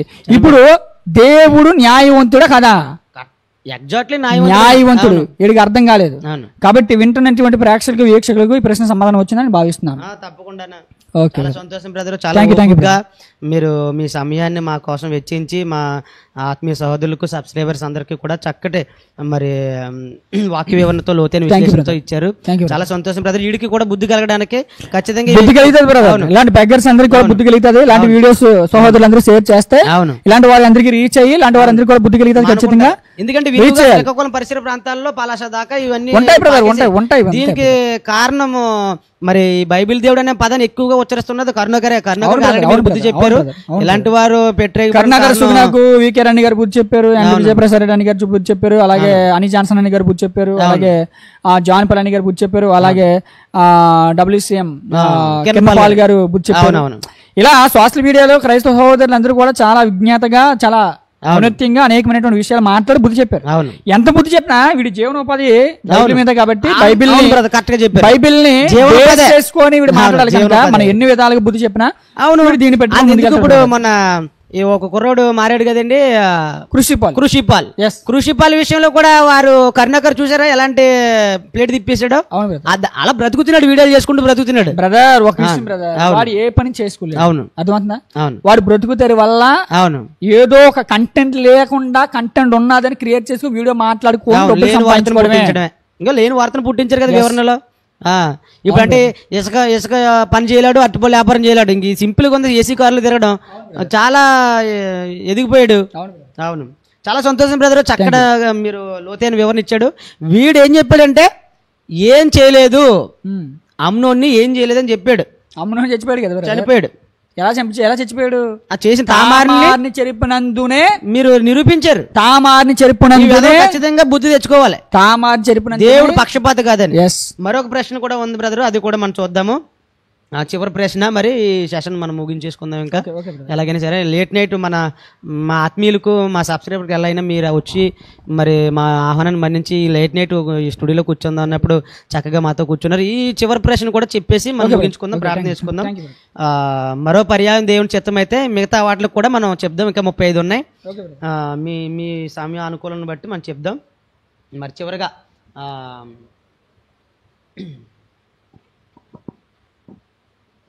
అంటే మేజర్గా కొంచెం ఇంపార్టెంట్ అనిపించింది నాకు, ఇవైతే కొంచెం వీక్షకులకి బాగుంటుందని. 1 కొరింథీయులకు రాసినటువంటి పత్రిక పౌలు గారు కొరింథీయులకు రాసినటువంటి మొదటి పత్రిక 7వ అధ్యాయము 36వ వచనం వేసాడండి. కొరింథీయులకు రాసిన మొదటి పత్రిక, ఒక నిమిషం బ్రదర్ నేను చేస్తున్నాను. కొరింథీయులకు రాసినటువంటి మొదటి పత్రిక 7వ అధ్యాయం 36వ వచనం. అయితే ఒకను కుమార్తెకు ఈడు మించిపోయిన ఎడల ఆమెకు వివాహం చేయవలసి వచ్చిన ఎడల ఆమెకు వివాహం చేయకపోవుట యోగ్యమైనదని కాదని ఒకడు తలంచిన ఎడలను అతడు తన ఇష్టము చొప్పున పెళ్లి చేసుకుని వచ్చును, అందులో పాపము లేదు, ఆమె పెళ్లి చేసుకొని వచ్చును అని చెప్పి ఈ వచనం వేసి వివరణ ఇచ్చేసాడండి. ఈ తాగుబోతోడు వివరణ ఇచ్చేసాడు. కూతురికి ఈడు మించిపోయినా పెళ్లి కానట్లయితే తండ్రే తన కూతురిని పెళ్లి చేసుకోవచ్చు, పరిశుద్ధ గ్రంథం ప్రకారం అది తప్పు కాదంట అని డిసైడ్ చేసేసాడండి. తండ్రే తన కూతురిని పెళ్లి చేసుకోవచ్చు అని బైబిల్ అక్కడ ఉంది? లేదు బ్రదర్, అసలు లేదు. వీడు కల్పించాడు, వక్రీకరణ కదా, వక్రీకరణ కదా, డిసైడ్ చేసేస్తాడు. వీడికి అర్థం కాక ఇలాంటివన్నీ రాయడం తప్ప, అర్థం కాకపోతే అంతకు మించి ఏముంది బ్రదర్? ఇప్పుడు వీడికి అర్థం కాక ఇలాంటివన్నీ రాసుకోవడం తప్ప అంతకు మించి ఏమైనా ఉందా ఇందులో? ఏమి లేదు. ఇక్కడ ఏమని రాయబడి ఉంది? మొదటి కొరింథీయులకు రాసిన పత్రిక 7:36. అయితే ఒక్కని కుమార్తెకు ఈడి మించిపోయిన ఎడల ఆమెకు వివాహం చేయవలసి వచ్చిన ఎడల ఆమెకు వివాహం చేయకపోవుట యోగ్యమైనది కాదని ఒకడు తలచిన ఎడల అవును. అతడు తన ఇష్టము చొప్పున పనులు చేసుకొని వచ్చును. అతడు తన ఇష్టం చొప్పున పనులు చేసుకొని వచ్చును. ఇలా ఉందా బైబిల్లో? చూద్దాం అతడు తన ఇష్టం చొప్పున పనులు చేసుకొని వచ్చిన ఉందా? అలా లేదా? చూడండి, అయితే అతడు తనకి ఇష్టం వచ్చినట్టుగా పనులు చేసుకొని వచ్చిన లేదు. ఏమనుంది అక్కడ బైబిల్లో? చూడండి ఏమనుంది. మొదటి పత్రిక 7వ అధ్యాయము 36వ వచనం. నేను చదువుతున్నాను. అయితే ఒక కుమార్తెకు ఈడు మించిపోయిన ఎడలను, ఆమెకు వివాహం చేయవలసి వచ్చిన ఎడలను, ఆమెకు వివాహం చేయకపోవట యోగ్యమైనది కాదని ఒకడు తలచిన ఎడలను అతడు తన ఇష్టము చొప్పున పనులు చేయవచ్చును. తన ఇష్టము చొప్పున అంటే ఇక్కడ చేసుకోవచ్చును అని లేదు, అతను చేసుకోవడం కాదు బ్రదర్. అక్కడ విషయం అతను చేసుకోవడం కాదు. అక్కడ విషయం ఏంటి అని అంటే పౌలు గారు అక్కడ ఉన్నటువంటి సంఘానికి చెప్తున్నాడు. ఇక్కడ విషయం ఏంటంటే పౌలు గారు కొరింథీ సంఘానికి చెప్తున్నాడు. ఈ కాంటెక్స్ట్ అంతా కూడా పౌలు గారు కొరింథీ సంఘానికి చెప్తున్నాడు. ఏం చెప్తున్నాడు? మీరు ఒకవేళ పెళ్లి చేసుకోకుండా ఉంటే నా వలే ఉండండి. ఒకవేళ పెళ్లి చేసుకుంటే కామాతురత్తులే కాకుండా పెళ్లి చేసుకోవడం కూడా పెళ్లి చేసుకోండి. పెళ్లి చేసుకోకపోతే నాకులాగా ఉండండి. అసలు ఇది దేవుడు చెప్తున్నాడా పౌలు చెప్తున్నాడా? ఇవి వచ్చిన పౌలు గారు చెప్తున్నారు. ఎక్కడ చెప్తున్నారు ఒకసారి చూడండి. అదే అదే అదే కొరింథీయులకు రాసిన మొదటి పత్రిక 7వ అధ్యాయం ఒకసారి చూడండి. 8వ వచనం ఒకసారి చూడండి. 8వ వచనం. అపోస్తలుడైన పౌలు గారు కొరింథీయులకు రాసిన మొదటి పత్రిక 7వ అధ్యాయం 8వ వచనం. నా వలనే నుండుట వారికి మేలని పెండ్లి కాని వారితోనూ విధవరాండ్లతోనూ చెప్పుచున్నాను. 7వ వచనం 6-7 వచనం కలిసి ఉన్నాయి. ఇది నా హితోపదేశమే గాని ఆజ్ఞ కాదు. ఇది ఎవరు చెప్తున్నారు? ఇది నా హితోపదేశమే కానీ ఆజ్ఞ కాదు. మనుషులందరూ నా హితోపదేశం అంటే ఏంటి? సలహా ఇస్తున్నా. అవును, నా సలహా ఏంటి? ఆ సలహా మీరు ఒకవేళ నా వల్ల ఉంటే ఉండండి. ఒకవేళ మీరు నా వల్ల ఉండలేకపోతున్నారా, శరీరాన్ని జయించలేకపోతున్నారా, పెళ్లి చేసుకోండి. ఆయన ఉద్దేశం ఏంటి అంటే అక్కడ ఆయన ఏం మాట్లాడుతున్నాడు అని అంటే పెళ్లిళ్ళు చేసుకున్న వాళ్ళందరూ కూడా భార్యలు భర్తల కోసం ఆలోచిస్తున్నారు, భర్తలు భార్యల కోసం ఆలోచిస్తున్నారు. కాబట్టి భర్తల భార్యల కోసం, భార్యలు భర్తల కోసం ఆలోచించినప్పుడు ప్రభు పని ఎవరు చేస్తారు? మీరు ప్రభు పని చేయాలనుకుంటే, మీరు నిజంగా ప్రభు పని చేయాలనుకుంటే మీరు ఇవన్నీ వదిలేయండి, ప్రభు పని చేయండి, నా వల్ల ఉండండి. నా వల్ల ఉండడం ఒకవేళ మీకు ఒకవేళ అసాధ్యం అనుకుంటే, నా వల్ల ఉండడం మీకు ఒకవేళ చేత కాకపోతే పెళ్లి చేసుకోండి. అర్థమవుతుందా? పెళ్లి చేసుకోండి. అదే ఒక అమ్మాయి తన భర్త చనిపోయిన తర్వాత కూడా, అక్కడ కాంటెక్స్ట్ అంతా అదే ఉంటది. అదే అమ్మాయి ఒక భర్త చనిపోయిన తర్వాత కూడా నువ్వు ఒకవేళ విధవరాలుగా ఉంటే, అది ప్రభునందు ఉంటే మంచిది, దేవుని పని చేసుకో. లేదు ప్రభునందు ఉండడానికి నీకు ఒకవేళ అవట్లేదా, మళ్ళీ పెళ్లి చేసుకో. అర్థమవుతుందా? ఇక్కడ కూడా ఏమంటున్నాడంటే ఒక అమ్మాయికి వయసు మించిపోయింది. వయసు మించిపోయిన తర్వాత తన తండ్రి వయసు మించిపోయింది, దేవుళ్ళో ఎదుగుతుంది, ఇంకెందుకు ఒకవేళ దేవుళ్ళలోనే ఆమె బ్రతికితే బాగుంటది, దేవుళ్ళలోనే ఆమె ఉంటే ఇంకా ప్రయోజకురాలు అవుతుంది అని అనుకుంటే అలాగే చెయ్యి. లేదు పెళ్లి చేద్దాం అనుకుంటావా, అలాగే చెయ్యి అని చెబుతూ కింద మాట్లాడుతున్నాడు. ఇప్పుడు ఏం మాట్లాడుతున్నాడు ఒకసారి చూడండి. అదే 36వ వచనం కంటిన్యూ చేయండి. ఇప్పుడు అయితే ఒకని కుమార్తెకు ఈడు మించిపోయిన ఎడల, ఆమెకు వివాహము చేయవలసి వచ్చిన ఎడల, ఆమెకు వివాహము చేయకపోవుట యోగ్యమైనదని కాదని ఒకడు తలంచిన ఎడల అతడు తన ఇష్టం చెప్పిన పనులు చేయవచ్చును. అందులో పాపం లేదు. ఆమె పనులు చేసుకుని వచ్చును. ఎవరిని పనులు చేసుకుని వచ్చును? ఎవరిని పని? తండ్రి చూపించిన అమ్మాయిని, తండ్రి చూపించిన అబ్బాయిని పనులు చేసుకుని వచ్చు.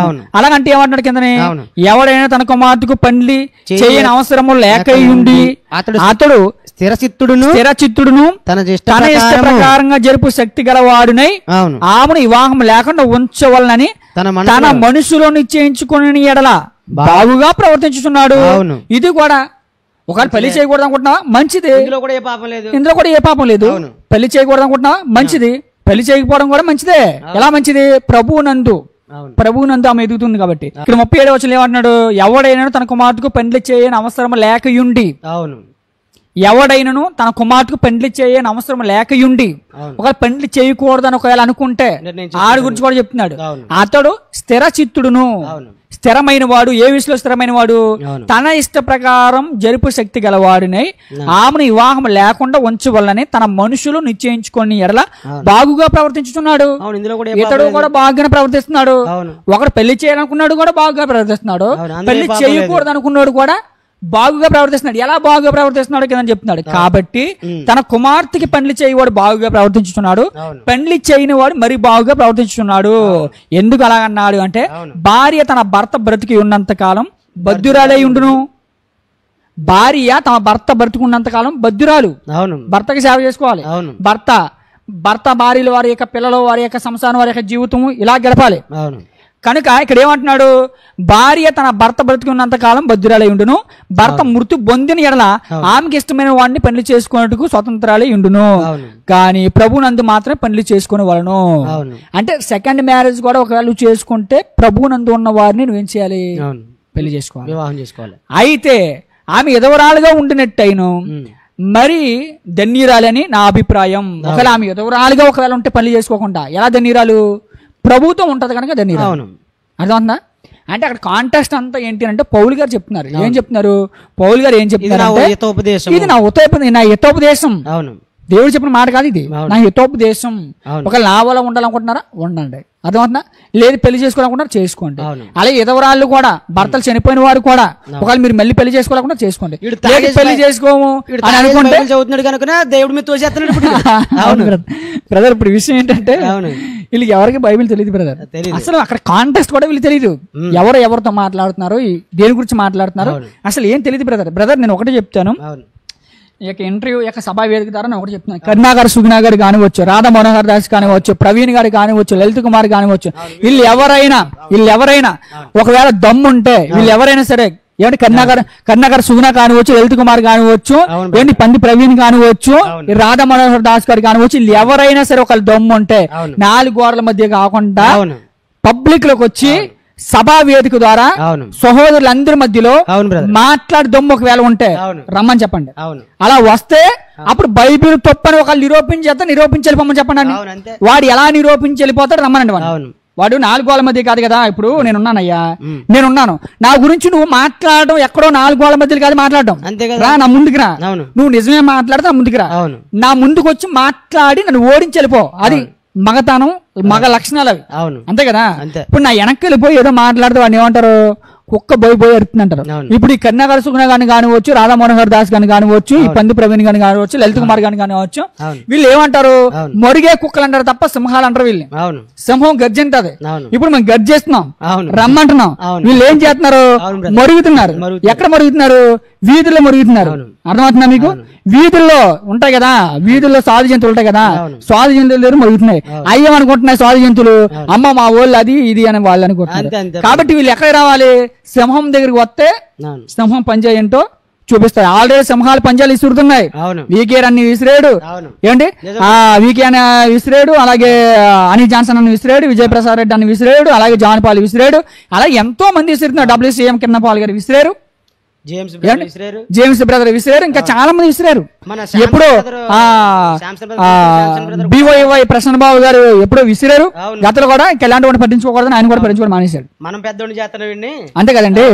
ఇప్పుడు కాబట్టి ఇలాంటి వారి గురించి పట్టించుకోవాల్సిన అవసరం, ఇలాంటి వారికి మళ్ళాంటి వాళ్ళు సాల్వ్ బ్రదర్. అవును బ్రదర్, పెద్ద పెద్ద అన్ని వాళ్ళతో సంబంధం లేదు. ఇప్పుడు వీకే అన్నయ్య, లేదంటే విజయప్రసాద్ రెడ్డి అన్నయ్య, లేదంటే ఇంకా జాన్ పాల్ అన్నయ్య, ఇంకా చాలా మంది ఉన్నారు, WCM కిరణ్ పాల్ అన్నయ్య గారు, ఇలాంటి వాడు అవసరం లేదు. ఇలాంటి వాళ్ళ గురించి మనం దాటిపోతే వాళ్ళు వెళ్ళిపోయినట్టే. వీళ్ళకి అంత డెప్త్ కూడా లేదు, అంత విజ్ఞానం కూడా లేదు. జస్ట్ ఏంటంటే వీళ్ళు పబ్బం గడుపుకోవడానికి, వీళ్ళు జీవనం కొనసాగించుకోవడానికి వీళ్ళకి ఉపాధి లేదు. బైబిల్ మీద 4 ఎంగిలి అస్త్రాలు ఒకళ్ళు ఉచ్చరించేస్తే, వ్యంగ్యంగా మాట్లాడేస్తే మనకి డబ్బులు వస్తాయి. ఎలా వస్తాయి? బైబిల్ అంటే గిట్టిన వారు, క్రైస్తులు అంటే గిట్టిన వారు కొంతమంది ఉంటారు కదా, వాళ్ళు స్పాన్సర్. వాళ్ళు 1000 కానీ 2000 కానీ 4000 కానీ 5000 కానీ లక్షలు కానీ ఎంతమంది చేస్తారు, దాని ద్వారా బ్రతికిద్దాం. ఇప్పుడు ఇతను ఎవరైతే ఉన్నాడో, రాధా మనోహర్ దాస్ ఉన్నాడో, పిలకపంతులు, డిస్కీ బాబా, మొన్న ఒక ఇంటర్వ్యూలో వీకిరణ్ గారు వీడికి ఏం తెలియదు బ్రదర్. డిస్కీ బాబా అన్న వాడికి ఏం తెలియదు, వాడికి ఏం తెలియదు అని ఎందుకంటానంటే ఎన్నో కరపత్రం ముద్రించి వాడికి అస్సలు ఏం తెలియదు బ్రదర్. వాడు ఏం చేశాడు అనుకుంటున్నారు, ఒక రిపోర్టర్ పాపం మొన్న ఆయన ముందే మరి ఇలాగ హిందూ గ్రంథాలు ఇలా ఉంది కదా అని చెప్పి అడిగినప్పుడు ఆ ప్రశ్న అడగనీయకుండా ఫోన్ లాగేసుకుని తిప్పేసి అక్కడ వాడికి ఏం తెలియదు బ్రదర్, వాడికి ఏం తెలియదు. ఎందుకంటే ఇలాంటి వాళ్ళందరి గురించి కూడా ప్రార్థన చేద్దాం. భవిష్యత్తులో దేవుడు ఒకవేళ మారిస్తాడు ఖచ్చితంగా, మనందరూ కూడా ప్రార్థన చేద్దాం.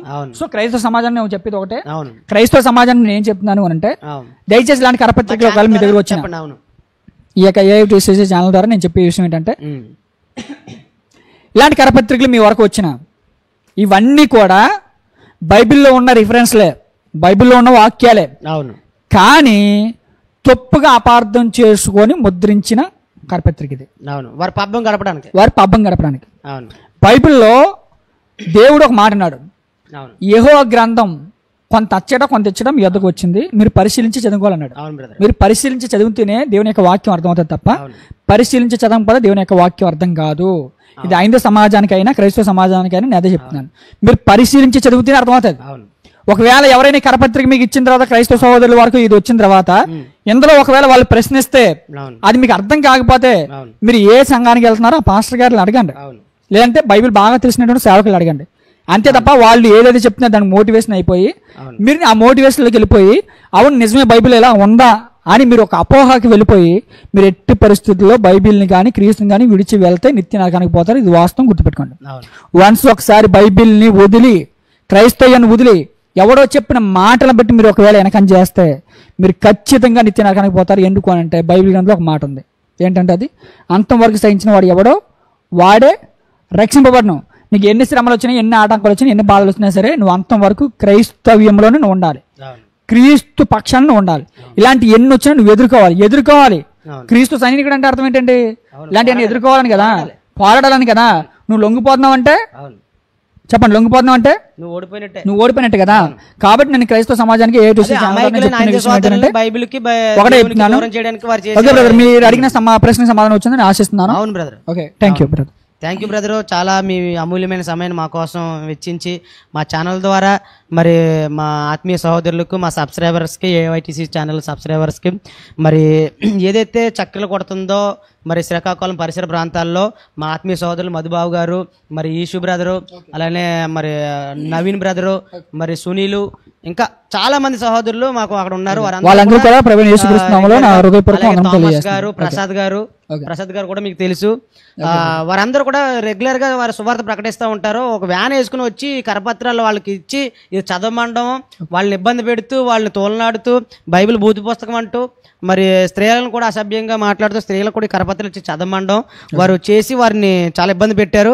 నేను కూడా మరి వెళ్ళినప్పుడు అన్నయ్య గారు, మధు అన్నయ్య గారు నాకు కరపత్రం ఇచ్చి ఒక విషయం బ్రదర్, ఇప్పుడు ఇందులో ఉన్న విషయాలన్నీ కూడా మనుషులు చేసినవి బ్రదర్. అవును, అంతే అంతే బ్రదర్. దేవుడు చేసినవి కాదు, మనుషులు చేసినవి. అవును, మనుషులు చేసినవి కూడా మనుషులకి దేవుడు బుద్ధి చెప్పాడు. అవును, మనుషులు చేసినవి, అవును, మనుషులు ఎవరైతే చేశారో వాళ్ళకి దేవుడు బుద్ధి చెప్పాడు. అవును బ్రదర్. ఇందులో బూత్ ఏం లేదు బ్రదర్. అవును, అసలు బైబిల్ అనేది ఏంటి అని అంటే అవును ప్రజెంట్ ఎగ్జాంపుల్, ఇప్పుడు భారతదేశంలో మానభంగాల మటలు జరుగుతున్నాయి లేదా? జరుగుతున్నాయి.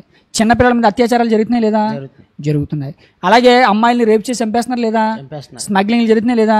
ఈ నీచమైన కార్యక్రమాలు జరుగుతున్నాయి లేదా? జరుగుతున్నాయి. ఇవన్నీ మన కళ్ళ ముందు కనబడుతున్నాయి లేదా? కనబడుతున్నాయి. నీచమైన నికృష్టమైన కార్యక్రమాలు అన్ని చేయమనా? కాదు బ్రదర్, కాదు కదా. నీచమైన నికృష్టమైన కార్యక్రమాలు అన్నిటికీ మీరు దూరంగా ఉండండి. అలాంటి వాళ్ళ జోలికి మీరు వెళ్ళిపోకండి, అలాంటి వారిని మీరు దూరంగా పెట్టండి. బైబిల్లో కూడా అలాంటి కార్యక్రమాలు చేసిన వారికి దేవుడు పనిష్మెంట్లు ఇచ్చాడు. అలాంటి కార్యక్రమాలు మీరు చేయకండి. మీరు దేవుని వరకు పరిశుద్ధంగా బ్రతకండి, పవిత్రంగా బ్రతకండి, మీరు నిత్య రాజ్యానికి వెళ్తారు. సొసైటీలో నేడు ఉన్నటువంటి సమాజంలో, ఈ సొసైటీలో ఉన్నటువంటి సమాజంలో నేరాలు ఘోరాలు చేయమని ప్రభుత్వం చెప్తుందా? నేరాల ఘోరాలకు దేవుని మీరు దూరంగా ఉండండి. భారత రాజ్యాంగానికి లోబడి పవిత్రంగా జీవించండి. మీరు ఎలా బ్రతకండి? స్వేచ్ఛ జీవులుగా బ్రతికినంత కాలం తల్లి బిడ్డలతో, భార్య పిల్లలతో సుఖ సంతోషంగా బ్రతకండి అని చెప్తుంది. ఇప్పుడు లోకంలో ఉన్నవన్నీ కూడా ఒకవేళ మనం ఆలోచిస్తే ఇవి కూడా బూతులే కనబడతాయి. బూతులే, అర్థమవుతుందా? బూతులే, అర్థమవుతుందా? బూతులు చేయమని కాదు, దేవుడు అవన్నీ రాయించి మేలు కొలిపాడు నాయన. ఇవన్నీ చూపించి మేలు కొలుపుతున్నారు మనకి. ఇవన్నీ చూపించి మనకి ఎలాగైతే మేలు కొలుపుతున్నారో దేవుడు అవన్నీ రాయించి మేలు కొలిపాడు. దేవుడు కన్న తండ్రి కనుక తన పిల్లలకి మంచి ఏంటో చెడుటో చెప్పాలనుకున్నాడు కనుక చెప్పాడు. అర్థమవుతుందా? ఇది తప్పు అని ఎవడైనా అంటే నీ కూతురికి ఒకవేళ నువ్వు చెడు గురించి చెప్తే నువ్వు కూడా తప్పుడు అవుతావు. అంతే మరి, అవునే కదా. అంతే బ్రదర్. మరి చెడు మంచి ఎందుకు చెప్తున్నావు? నీ కూతురికి నీ కూతురు చెడు మంచి చెప్తున్నావా? నీ కూతురికి చెడు మంచి చెప్తున్నావా? మరి చెడు మంచి ఎందుకు చెప్తున్నావు? చెప్పకూడదు. తండ్రిగా నీ బాధ్యత కాబట్టి చెప్తున్నావు. తండ్రిగా ఆయన బాధ్యత కాబట్టి మనకు చెప్పాడు. అది బైబిల్. అవును బ్రదర్, వండర్ఫుల్ బ్రదర్, వండర్ఫుల్. చాలా సంతోషం. చక్కగా లోతైన విశ్లేషణ, నిజంగా వండర్ఫుల్ గా మా వీక్షకులకు, మా ప్రేక్షకులకు, మా ఆత్మీయ సహోదరులు, మా సబ్స్క్రైబర్లకి చాలా మరి కాలం అయిపోయింది మేము వీడియో పెట్టి. మరలా దేవుని మహాకృపను బట్టి మీలాగా దైవజనులు ఆత్మీయులు మరి మా తోటి సేవకులు మీరు మా మధ్యకి రావడం చాలా సంతోషం. నాకు కూడా చాలా సంతోషం. అవును, కాబట్టి ఈ లేట్ నైట్ వీడియో చేద్దాం అనిపించడంతో మీరు అంగీకరించినందుకు ప్రభు పేరిట మీకు వందనాలు. ప్రియులారా, మరి చూశారు కదండి, చక్కటి లోతైన విశ్లేషణతో మరి చక్కటి విషయాలు మరి దైవజనులు మనతో పంచుకున్నారు. మరి అలానే ఈ వీడియో ద్వారా వీక్షిస్తున్నటువంటి ప్రతి ఒక్కరు కూడా మా సబ్స్క్రైబర్లు కాకపోయినా మన ఆత్మీయ సహోదరులు, మన క్రైస్తవ సమాజం ఖచ్చితంగా ఈ వీడియోస్ చూస్తూ ఉంటారు కనుక మీరు ప్రతి ఒక్కరు గమనించండి. ఇలాంటి కరపత్రికలు మన మధ్యకు వస్తూనే ఉంటాయి. అవి చిత్తికాయలతో సంబంధం కనుక దేవుని చిత్తం అయితే ఇంకొక 35 ప్రశ్నలు ఉన్నాయి. వాటిలో కూడా దేవుని చిత్తం అయితే ఆయన కృప మన పట్ల ఉంటే ఖచ్చితంగా చేస్తాము. ఈ ప్రతి ప్రశ్నకి, ఈ ప్రతి ఒక్క వచనంకి మేము వివరణ ఇస్తాము. ప్రార్థన చేయండి. అలానే ఈ వీడియోని షేర్ చేయండి, మీరు లైక్ చేయండి, కామెంట్ చేయండి. మీరు ఈ వీడియో పట్ల మీకున్న ఏదైనా డౌట్లు కానీ లేదంటే ఇంకొన్న ప్రశ్నలు కానీ మీకు ఏమైనా తెలిసినవి ఉంటే చెప్పండి, సలహాలు సూచనలు ఇవ్వండి మాకు. అలానే ఈ విషయాన్ని ప్రతి ఒక్కరితో పంచుకోండి, సబ్స్క్రైబ్ చేయండి ఛానల్ కూడా, ఇతరులకు కూడా ఈ విషయాన్ని తెలియచేయండి. మరి ఉంటాం. చాలా ఆలస్యం అవుతుంది, చాలా లేట్ నైట్ వీడియో చేయడం జరిగింది చాలా బాధతో. ఎందుకంటే ఇలాంటి వారు మన అమాయకులైన హైందవ సోదరులను మోసగించి దేవునికి దూరం చేస్తున్నారు. వాళ్ళు ఖచ్చితంగా వారు కూడా శిక్షణ పొందుకుంటారు. ఈ అంతా కూడా 90 బ్యాచ్ వాళ్ళండి, 90 వేసేసి వచ్చేసి రాసిన వాళ్ళు వీళ్ళందరూ కూడా.